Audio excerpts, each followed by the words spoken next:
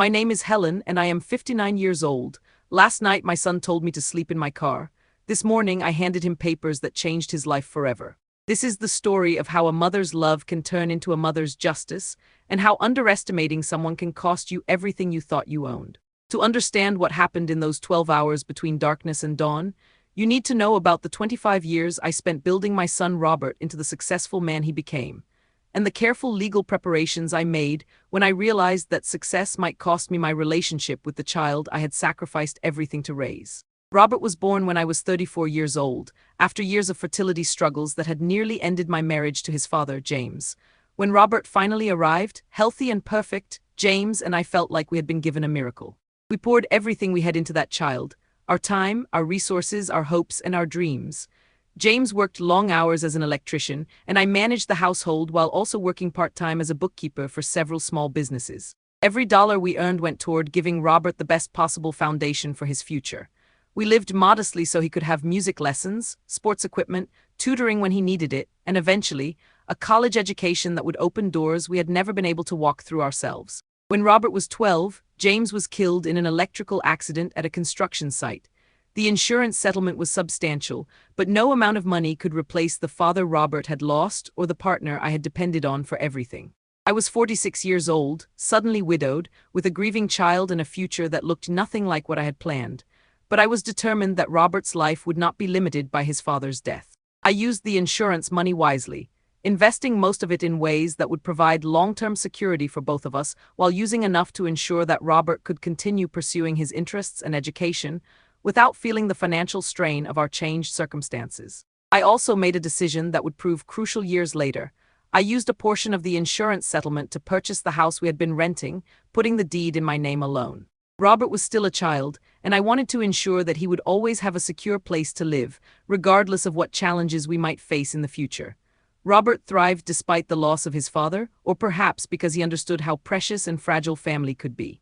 He was an excellent student, a natural leader, and someone who seemed to genuinely appreciate the sacrifices I was making to support his goals and dreams. When he was accepted to a prestigious business program with a partial scholarship, we both cried with joy and relief. During his college years, Robert and I maintained a close relationship. He would call regularly, visit when he could, and include me in his decisions about his future. When he met Lisa, his future wife, during his senior year, he brought her home to meet me and seemed genuinely excited about the idea of his girlfriend and his mother becoming friends. I liked Lisa immediately. She was smart, ambitious, and clearly devoted to Robert. When they graduated and moved to the city to start their careers, I was sad to see them go but proud of the life they were building together. When they got married 3 years later, I helped with the wedding expenses and felt like I was gaining a daughter, not losing a son. The first few years of their marriage were good for all of us. Robert's career in financial services took off quickly, and Lisa found success in marketing. They bought a house, had 2 children, and seemed to be living the American dream that all of our sacrifices had been intended to make possible. I visited regularly, babysat my grandchildren whenever I could, and maintained the kind of close relationship with my son that I had always hoped we would have as adults. Robert would call me for advice, include me in family decisions, and make sure I felt like an important part of his children's lives. But as Robert's career became more successful, I began to notice subtle changes in how he talked about our family history and the role I had played in his achievements. Where he had once been grateful for the sacrifices I had made after his father's death, he began to talk more about his own hard work and natural abilities as the primary reasons for his success.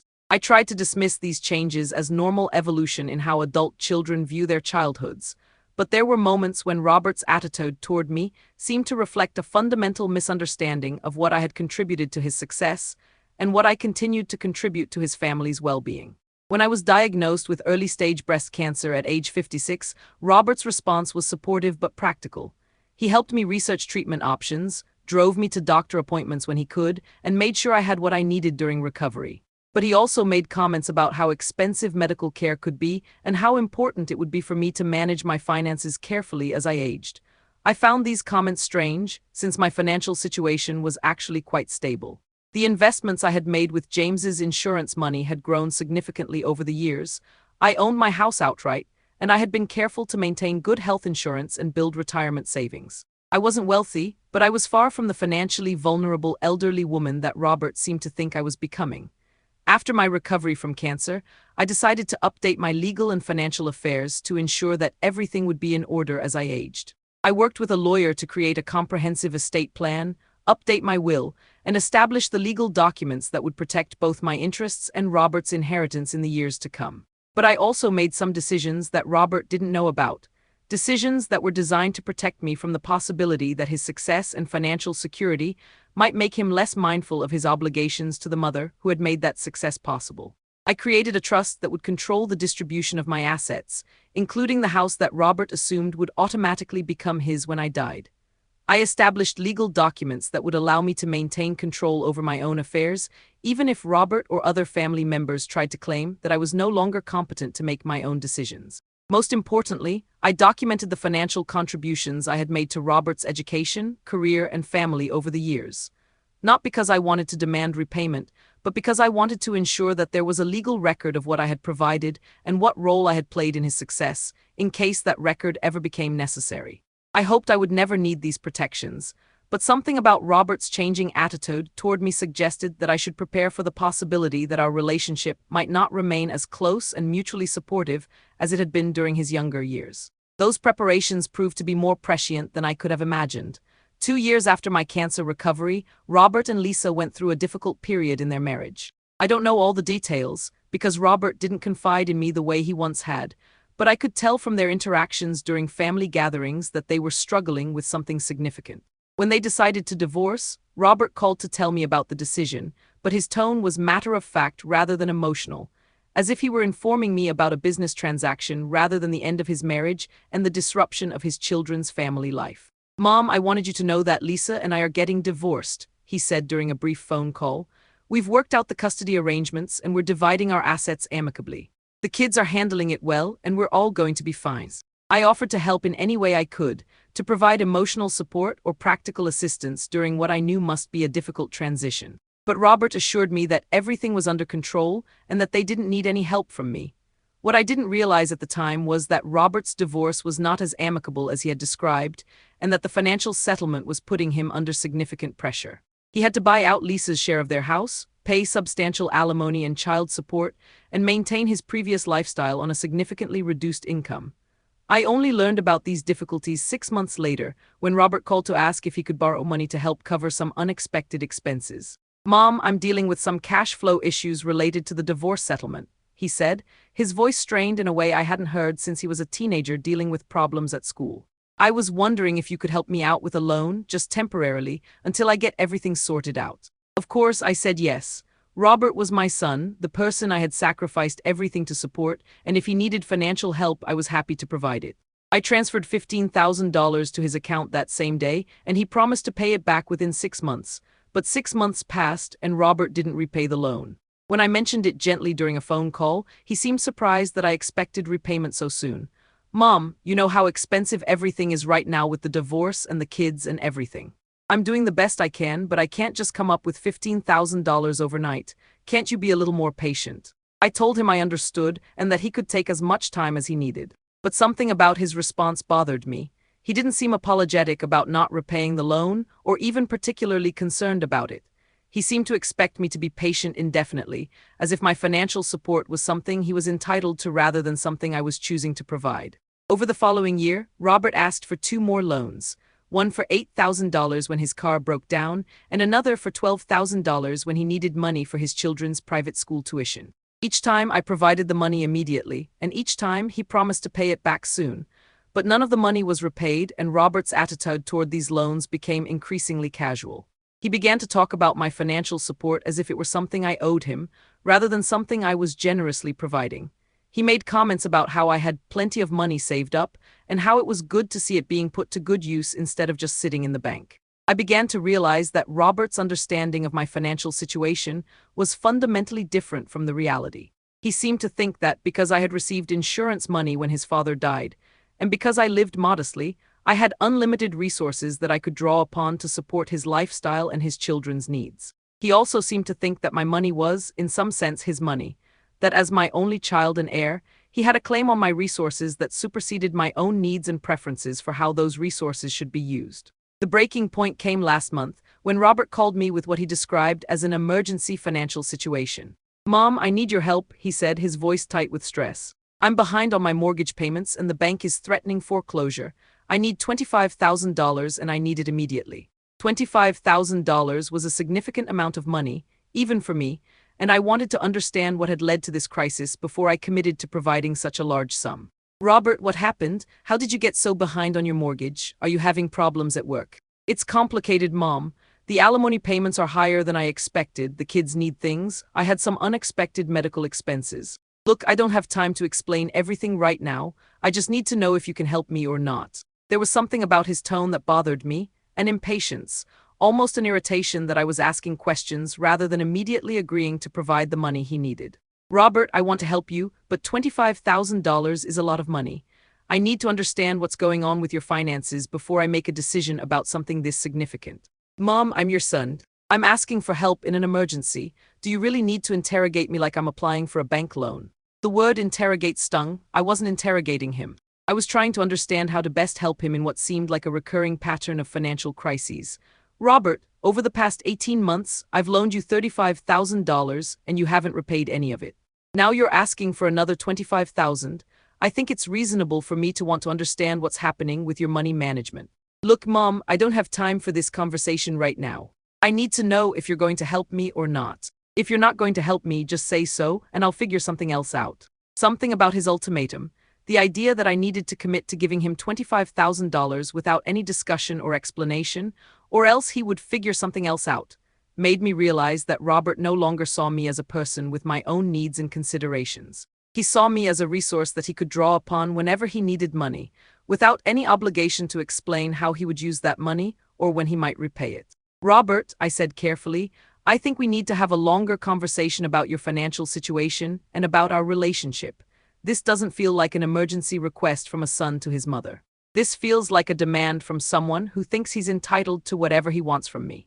Fine, Robert said, his voice cold. If that's how you feel about it, forget I asked. He hung up without saying goodbye, and I didn't hear from him for 3 weeks. When he finally called again, it was to inform me that he had solved his financial problems without my help, and that he hoped I was satisfied with my decision to abandon him in his time of need. I tried to explain that I hadn't abandoned him, that I had simply wanted to have a conversation about what was happening and how I could best support him going forward. But Robert wasn't interested in explanations or discussions. Mom, you made it very clear that you're not willing to help me when I really need it. I understand that, and I won't make the mistake of counting on you again. That phone call was 6 weeks ago. Since then, Robert had not contacted me at all, and when I tried to call him, he either didn't answer or responded with brief, cold conversations that made it clear he considered our relationship fundamentally damaged by my refusal to immediately provide the money he had demanded. Last week, I received an eviction notice on the small apartment I had been renting since selling my house 2 years ago to help fund Robert's earlier loans. The apartment building had been sold to developers, and all tenants were being required to move out within 30 days so the building could be demolished. At 59 years old, with limited income and poor credit due to the money I had been giving Robert, I was having difficulty finding a new place to live that I could afford. Most landlords wanted references and deposits that I couldn't provide, and the apartments in my price range were either in unsafe neighborhoods or in buildings that wouldn't accept tenants my age. I spent 2 weeks looking for housing options, but nothing worked out. My savings were depleted from the money I had been giving Robert, and I didn't have the resources to secure a decent apartment quickly enough to meet the eviction deadline. Finally, with 3 days left before I had to be out of my apartment, I swallowed my pride and called Robert. Despite our recent difficulties, he was my son, the person I had devoted my life to supporting, and I hoped that he would be willing to help me during this genuinely urgent situation. Robert, I need to ask for your help with something, I said when he answered the phone, trying to keep my voice steady despite how difficult it was to make this call. What do you need? He asked, his tone neutral but not unfriendly. I'm being evicted from my apartment, and I'm having trouble finding a new place to move to quickly enough. I was wondering if I could stay with you for a few weeks, just until I can find something permanent. There was a long silence before Robert responded, and when he did, his voice had a coldness that I had never heard before when he talked to me. Mom, that's not going to work for me. I have my own life, my own responsibilities, my own problems to deal with. I can't have you moving in here and disrupting my routine. I was shocked by his response, but I tried to remain calm and explain the severity of my situation. Robert, I'm not talking about moving in permanently. I'm talking about sleeping on your couch for a couple of weeks while I find an apartment. This is a genuine emergency. Mom, I understand you're in a difficult situation, but you're an adult and you need to handle your own problems. I can't be responsible for solving every crisis in your life. The irony of this statement, coming from someone who had asked me to solve multiple financial crises in his life over the past 18 months, was not lost on me. But I was too desperate to point out the inconsistency in his logic. Robert, I'm not asking you to solve my problems. I'm asking you to let me sleep on your couch for 2 weeks while I solve my own problems. I'm your mother and I need help. And I'm your son and I needed help 6 weeks ago and you turned me down. Now you want me to help you? That seems pretty convenient. I realized that Robert was treating my housing emergency as an opportunity to punish me for not giving him $25,000 without question. He was willing to let his mother become homeless because I had asked him to explain why he needed so much money. Robert, this is completely different from your situation. You were asking me for $25,000 on top of $35,000 that you had never repaid. I'm asking you to let me sleep on your couch. The difference is that I'm not in a position to help you, Robert said.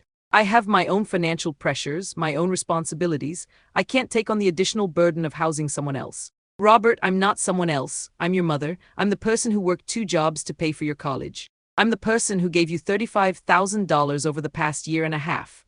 I'm the person who bought you a car when yours broke down, who paid for your children's school tuition, who has been supporting you financially for most of your adult life. And I'm grateful for all of that, Robert said, his voice taking on the patient tone people use when they're explaining something to someone they consider unreasonable. But that doesn't mean you can expect me to disrupt my life whenever you have a problem.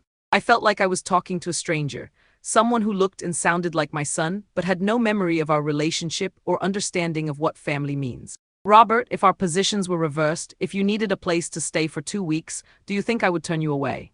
That's different, he said. You're my mother, it's your job to help me. It's not my job to help you. The words hit me like a physical blow. My son, the child I had raised and loved and sacrificed everything for, believed that my obligation to help him was permanent and unconditional, while his obligation to help me was non-existent. So what exactly are you suggesting I do? I asked. I don't know, Mom. Stay in a hotel, find a friend to stay with, figure something out. You're a resourceful person. I'm sure you'll come up with something. Robert, I can't afford a hotel for more than a few nights, and I don't have friends who can house me for weeks. You're the only person I have to turn to. Then maybe you should have thought about that before you decided not to help me when I needed money. I was beginning to understand that this conversation was not going to result in Robert offering me a place to stay. He was using my desperation as an opportunity to punish me for not being a more compliant source of financial support, and he was willing to let me become homeless to make his point. Robert, please, I'm begging you. I just need a place to sleep for 2 weeks. Mom, I've told you that's not going to work. You need to find another solution. What other solution? What exactly do you think I should do? And then he said the words that will stay with me for the rest of my life. I don't know, Mom, sleep in your car. The line went dead. My son, the child I had given everything to raise, had told me to sleep in my car rather than let me stay on his couch for 2 weeks. I sat in my nearly empty apartment, surrounded by boxes and the remnants of a life I was about to lose, and I felt something I had never felt before in my relationship with Robert. Complete clarity about who he had become and what I meant to him. He saw me as a resource to be used when convenient and discarded when inconvenient. He believed that my role as his mother obligated me to provide unlimited financial support, but that his role as my son carried no reciprocal obligation to provide even basic assistance when I was facing homelessness. He had become someone who could tell his own mother to sleep in her car and then hang up the phone as if he had simply declined an invitation to dinner. That night, I slept in my car in the parking lot of a 24-hour diner, thinking about the choices that had led me to this moment and the choices I needed to make going forward. The next morning, I drove to the office of my lawyer, Martin, who had helped me create my estate planning documents 3 years earlier. I asked him to prepare a complete set of papers that would show Robert exactly what his cruelty was going to cost him, and exactly what power I still held despite his belief that I was helpless and dependent. Helen, are you sure about this? Martin asked as he reviewed the changes I was requesting. Once you do this, there's no going back to your previous relationship with Robert. Martin, I said, there is no relationship with Robert. He made that clear when he told me to sleep in my car. Now I want to show him the consequences of treating his mother like a stranger who deserves no consideration or compassion. By noon, I had all the documents I needed. I drove to Robert's house, the house he lived in that I had helped him save from foreclosure through my earlier loans, and knocked on his door. When he answered, he looked surprised to see me, but not pleasantly surprised. He looked annoyed, as if I were a solicitor who had interrupted his day. Mom, what are you doing here? I brought you something, I said, holding out a manila envelope filled with legal documents. Robert took the envelope with a puzzled expression. What is this? Open it, I said. He opened the envelope and began reading the first document, his expression changing from puzzlement to confusion to something approaching panic as he realized what he was looking at. The first document was a formal demand for immediate repayment of the $60,000 in loans I had provided to him over the past 18 months, not just the $35,000 he remembered, but additional amounts for car repairs, insurance payments, and other expenses I had covered that he had conveniently forgotten about. The second document was a lien against his house, filed that morning, securing my claim to repayment of those loans. Until he repaid the money he owed me, I had a legal claim against his property that would prevent him from selling, refinancing, or borrowing against it. The third document was my updated will, which removed Robert as the beneficiary of my estate and instead left everything to charities that supported homeless women and elderly people in financial crisis. The fourth document was a trust agreement that transferred control of my remaining assets to an independent trustee, preventing Robert from ever claiming that I was incompetent to manage my own affairs and ensuring that he would never have access to my resources again. But the most important document was the last one, a detailed accounting of every financial contribution I had made to Robert's education, career, and adult life, totaling over $200,000 in tuition, down payments, emergency loans, and other support over the past 25 years. What is this? Robert asked, his voice shaking as he read through the papers. This, I said calmly, is what happens when you tell your mother to sleep in her car. Mom, I don't understand, you're suing me. You're putting a lien on my house. I'm collecting the money you owe me, I said, the money you borrowed and promised to repay, the money you conveniently forgot about when you decided I was too much trouble to help for 2 weeks. But Moms, you're my mother's. You can't sue your own son. I can when my own son tells me to sleep in my car rather than offering me a place to stay for 2 weeks. I can when my own son believes that I exist solely to provide him with money and support, but that he has no obligations to provide me with even basic human compassion when I need help. Robert was staring at the lien document, his face pale. Mom, you can't do this. This house is my security, my children's inheritance. If you file a lien, I can't sell it, I can't borrow against it. You could ruin my financial future. Robert, you ruined my immediate present when you told me to sleep in my car. You ruined my sense of what family means when you decided that your obligations to me were non-existent, while my obligations to you were unlimited. But I didn't mean it, he said, his voice taking on a pleading tone I hadn't heard since he was a child. I was frustrated, I was dealing with my own problems, I didn't really expect you to sleep in your car. Then what did you expect me to do? I asked. I don't know. I thought you would figure something out. I did figure something out, I said. I figured out that you don't see me as your mother, you see me as a bank, and I figured out that it's time for this bank to collect what it's owed. Mom, please. I'm sorry, I know I should have let you stay here. I was being selfish and cruel, but you can't destroy my life because I made one mistake. One mistake, I repeated. Robert, this isn't one mistake. This is a pattern of behavior that has been developing for years. You ask me for money whenever you need it, you never repay what you borrow, and when I need help, you tell me to sleep in my car. This isn't one mistake. This is who you've chosen to become. I can change, he said desperately. I can be better. I can pay you back. I can help you find a place to live. I can treat you the way a son should treat his mother. You can start by paying me the $60,000 you owe me, I said. When you do that, I'll consider removing the lien from your house.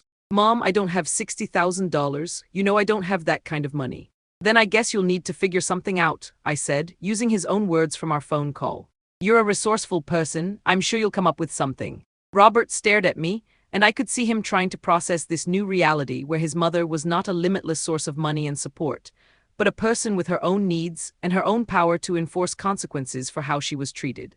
Mom, what do you want from me? What do I need to do to fix this? I want you to understand, I said, that your mother is not a bank that exists to solve your financial problems. I want you to understand that family relationships involve mutual obligations, not just obligations that run from parent to child. And I want you to understand that treating people badly has consequences, even when those people love you. I understand that now, he said. I'm sorry for how I treated you. I'm sorry I told you to sleep in your car. I'm sorry I haven't been a better son. Robert, I don't want apologies. I want changed behavior. And I want assurance that you understand that your actions have consequences that can't be undone just because you decide you're sorry. We talked for another hour, Robert alternately pleading with me to reverse the legal actions I had taken and trying to negotiate some compromise that would allow him to keep his house while paying me back over time. But I had learned something important over the past 24 hours. Robert only treated me with respect and consideration when he was afraid of losing something he wanted from me. When he thought I was powerless and dependent, he felt free to treat me with cruelty and indifference. Now that he understood I had power, legal power, financial power, and the power to make choices that would affect his future, he was suddenly interested in being a better son. But it was too late for those gestures to feel genuine. They felt like strategic attempts to minimize the damage he had done to his own interests, not like authentic remorse for the pain he had caused me. Over the following weeks, Robert tried multiple approaches to convince me to reverse the legal actions I had taken. He apologized repeatedly, he offered to let me stay at his house, he promised to repay all the money he owed me, and he even suggested that we attend family counseling together to repair our relationship. But each of these gestures felt calculated rather than heartfelt. He wasn't sorry for treating me badly, he was sorry that treating me badly was going to cost him money and security. The lien on his house was creating real problems for him.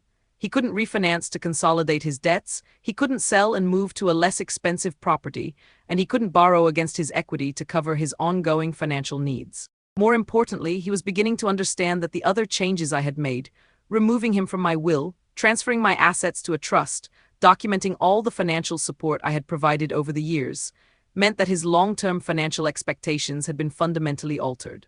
He had been counting on inheriting my estate to provide security for his retirement and his children's future. Now he understood that those expectations had been based on the assumption that I would continue to accept whatever treatment he chose to give me because I loved him and because he was my only child. He had learned too late that love doesn't require accepting abuse, and that being someone's only child doesn't guarantee inheritance if you treat that parent badly enough. 3 months after I handed Robert those papers, he came to my new apartment, a comfortable place I had been able to afford once I stopped subsidizing his lifestyle with a cashier's check for $60,000. "Where did you get this money?" I asked. "I took out a loan against my retirement account," he said. "I also borrowed some money from Lisa's parents and I sold my boat." I looked at the check, and I realized that Robert had finally done what I had been asking him to do for 18 months. He had figured out how to solve his own financial problems instead of expecting me to solve them for him. "Robert, why are you doing this now?" "Because I want you to remove the lien from my house," he said. "And because I want to show you that I can pay my debts." "And?" I asked, sensing that there was more to his motivation than just the practical benefits of removing the lien. "And because I've been thinking about what you said, about how I've been treating you, and I realized that you were right. I've been selfish and ungrateful, and I've been taking you for granted in ways that were cruel and unfair." I accepted the check, and I had my lawyer remove the lien from Robert's house. But I didn't reverse the other legal changes I had made. Robert was no longer the beneficiary of my will, my assets remained in a trust that he couldn't access, and our relationship remained fundamentally changed by what had happened between us. "Mom," Robert asked during one of our conversations a few months later, "is there anything I can do to earn back your trust? Is there any way for me to show you that I understand what I did wrong and that I want to be a better son?" "Robert," I said, "the question isn't whether you can earn back my trust. The question is whether you can become someone who deserves trust in the first place." "What do you mean?" "I mean that for years, you treated me like a resource instead of a person. You borrowed money you never repaid, you asked for help you never reciprocated, and when I needed basic human compassion, you told me to sleep in my car. Those weren't mistakes, Robert. They were choices that revealed something fundamental about how you see me and what you think family means." "But I've changed," he insisted.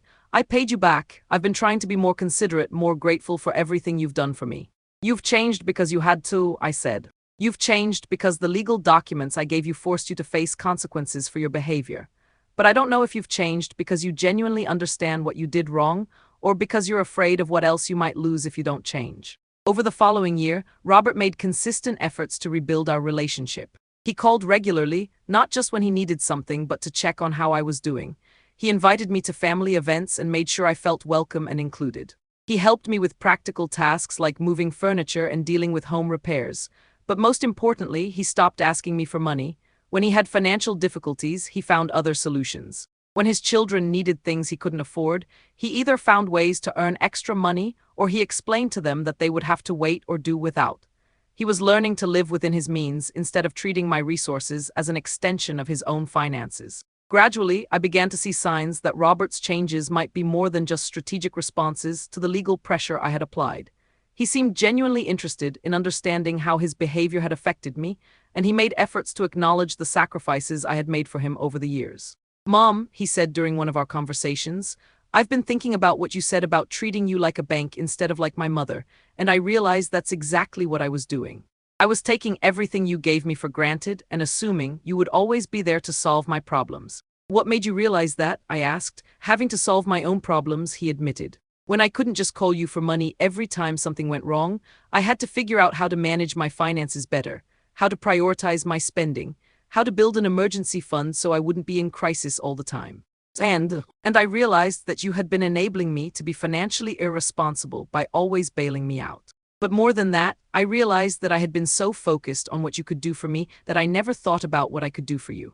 2 years after I handed Robert those legal documents, he approached me with a proposal that showed me how much his understanding of family relationships had changed. Mom, I've been thinking about your retirement planning, and I want to know if there's anything I can do to help ensure you're financially secure as you get older.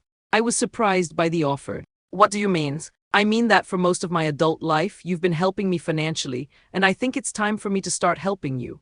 I want to contribute to your retirement savings, help with your healthcare expenses, maybe help you buy a house if you want to move out of that apartment. Robert, you don't owe me anything, I said. I helped you because I wanted to, because I love you, and because I wanted you to have opportunities and security. I know you don't think I owe you anything, he said. But I think I owe it to myself to be the kind of son who takes care of his mother the way she took care of him. I want to be able to look back on our relationship and know that I gave back to you some of what you gave to me. We worked out an arrangement where Robert would contribute to a retirement account for me, not as repayment for past loans, but as his way of showing appreciation for everything I had done for him and ensuring that I would be comfortable and secure in my later years. But the most significant change in our relationship was not financial, it was emotional. Robert began to see me not as someone who existed to serve his needs, but as a person with my own needs, dreams, and dignity. He started asking about my interests, my plans, my feelings about things that had nothing to do with him or his family. He began to include me in decisions not because he needed my financial support, but because he valued my opinion and experience. Most importantly, he began to understand that family relationships require ongoing effort and attention from everyone involved. He couldn't just assume that I would always be available to help him while he was too busy or self-absorbed to help me. 3 years after the sleep in your car incident, Robert's daughter Emma graduated from high school. When he called to invite me to the graduation ceremony, he said something that showed me how much his perspective on family had changed. Mom, I want you to sit with me in the front row at Emma's graduation. I want her to see that her grandmother is one of the most important people in our family. And I want everyone there to understand that you're the person who made it possible for our family to be successful and educated.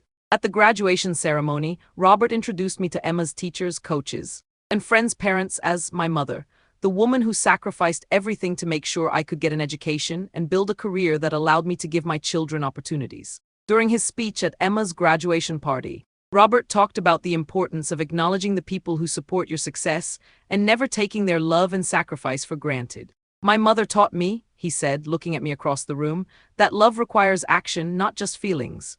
She showed me that real family support means being there for each other through difficulties, not just celebrating together during good times. And she proved to me that respect is something you earn through how you treat people, not something you're entitled to because of your relationship to them. I realized that Robert had learned the lessons I had tried to teach him through those legal documents, but more importantly, he had learned them in a way that made him a better person, not just a more careful son. 5 years after I handed Robert those papers, he asked me to help him plan a surprise party for his ex-wife Lisa, who had been diagnosed with breast cancer and was undergoing treatment.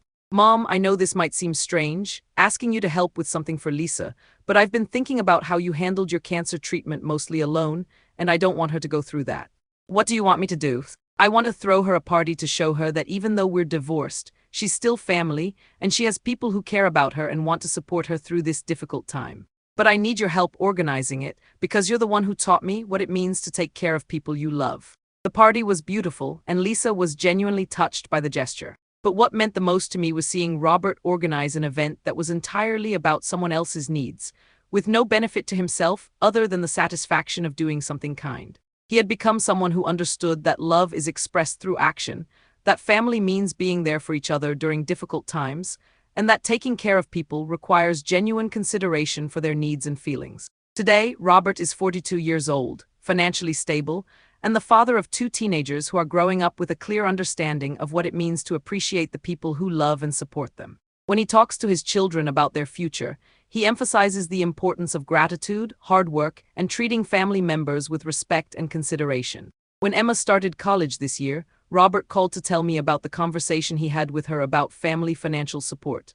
I told her that you and I had some difficult times because I took your generosity for granted and didn't appreciate what you were sacrificing for me. I told her that if she ever needs help, she can always come to us, but that she should never assume that help is something she's entitled to rather than something she should be grateful for.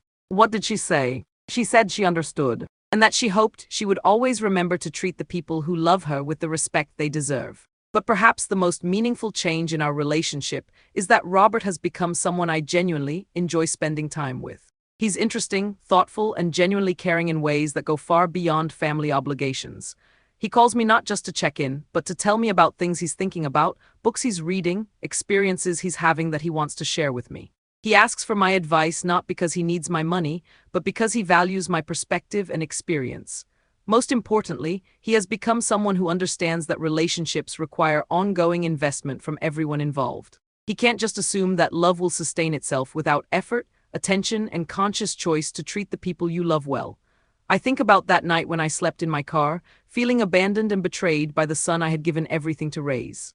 I think about the morning when I handed him those legal documents, watching his face change as he realized that his actions had consequences he hadn't anticipated. Those 24 hours changed both of our lives in ways that were painful but ultimately necessary. Robert learned that love doesn't mean unconditional tolerance of bad behavior, and I learned that standing up for yourself doesn't mean you stop loving someone, it means you love them enough to show them how to be better. The legal documents I handed Robert that morning weren't just about money or property or inheritance. They were about dignity, respect, and the understanding that family relationships require mutual care and consideration.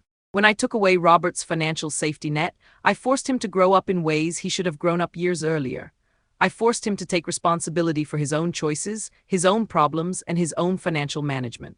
When I removed him from my will, I showed him that inheritance is not a right but a privilege that has to be earned through how you treat the people who love you. When I documented all the financial support I had provided over the years, I made visible the sacrifices that he had taken for granted and helped him understand the true cost of his education, his opportunities, and his security. But most importantly, when I showed him that I was willing to enforce consequences for how he treated me, I taught him that love doesn't mean accepting whatever treatment someone chooses to give you. To other parents who might be in similar situations, who might be watching their adult children take them for granted, who might be providing financial support that is never acknowledged or appreciated, who might be wondering if they should continue accepting treatment that feels disrespectful and hurtful, I want to share what I learned from this experience. Your love for your children does not require you to accept being treated badly. Your desire to help them succeed does not mean you have to enable them to be financially irresponsible or emotionally selfish. Setting boundaries with adult children is not cruel or unloving. It is necessary for maintaining healthy relationships and for helping them become adults who understand that actions have consequences. Sometimes the most loving thing you can do for someone is to stop protecting them from the natural consequences of their choices. Sometimes people need to face real hardship in order to develop the character traits that will serve them well in the long term. But most importantly, remember that you deserve to be treated with respect and appreciation, even by your own children. You deserve to have your sacrifices acknowledged, your generosity appreciated, and your needs considered. Don't let anyone, not even someone you raised and love unconditionally, convince you that your role is to give endlessly without receiving basic human consideration in return. If you find yourself in a situation where your adult children are treating you like a resource instead of a person, consider what legal protections you might need to ensure that your dignity and security are maintained regardless of how they choose to treat you. And remember that sometimes the papers you hand someone in the morning can change everything, not just for them, but for you too. If Helen's story resonated with you, you're in the right place. Here at Wisdom Strikes Back, we share stories of seniors who refuse to be underestimated and prove that experience is power. Hit that subscribe button and ring the notification bell if you believe that wisdom and dignity deserve respect. Share this video with someone who needs to remember their own strength. Tell us in the comments, have you